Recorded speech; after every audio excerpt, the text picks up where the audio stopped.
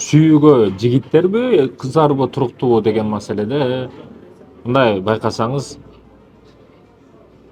кореец кыздарды же Кытай кыздарды же американец кыздарды койгон балдар таппайсың. Кыргыздын жигиттери чындыгында красавчик жигиттер да. Буларга күчтүү агай, күчтүү устаз, анан алдында туруп бере турган аял болсо, тоону тескери кылып коет кыргыздын жигиттери. Чындыгында күчтүү жигиттер, азаматтар болот. Болгону биз багыт бере албай атабыз да кыргыздын жаштарга, жигиттерине. Багыты жок.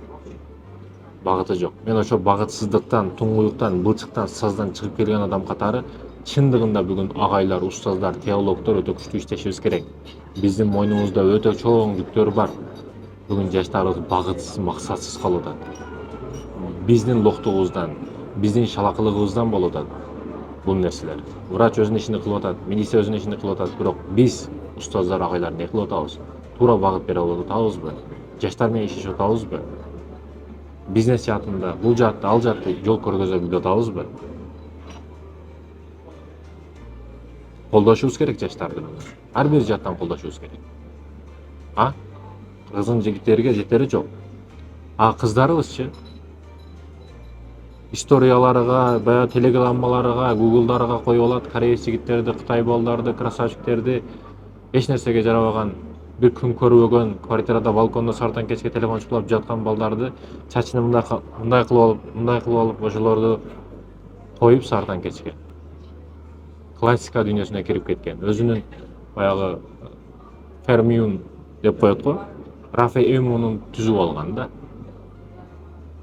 Өзүнчө умма ал, өзүнчө бол кыйын ал. Кореец жигиттер, назик. Кыздар окшоп кетет. Задний фондон бир караңгыраак жерде кыргыздарга келесиң да, уул балдарчы, корейцтин ошо балдары. Чачтары дагы узун. О задний фондон караңгыраак жерде Толия окшогон бирөөлөр кыз деп бардеке кылып коюш дагы мүмкүн да аларды. Мен сизди кыз деп ойлоп турмун деп коет. Көрсө эркек экен ал. Айтайын дегеним, күч жагынан дагы, романтика жагынан бар жоктон келет. Айтып атам го, туура багыт эле берсек биз агайлар. Бир эркекти көрбөйсүң, кыргыз жигитин көрбөйсүң, сачуга кореец кыздарды койгонун, Кытай кыздарын койгонун, американцты койгонун. Бирок кыргызыбыздын кыздары каяка карап кетип атат. Кимдерди кумир тутуп атат, кимдерге тиемдеп атат. Назик. Кетмен душун желкесине таштаса, кетмеме аркага кете турган балдарды тандап атат да.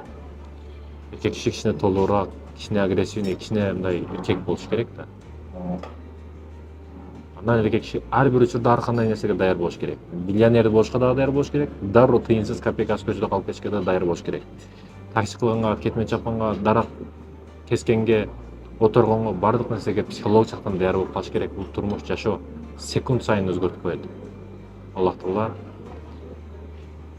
жакшы сыноолорду кылбасын бардыгыбызга.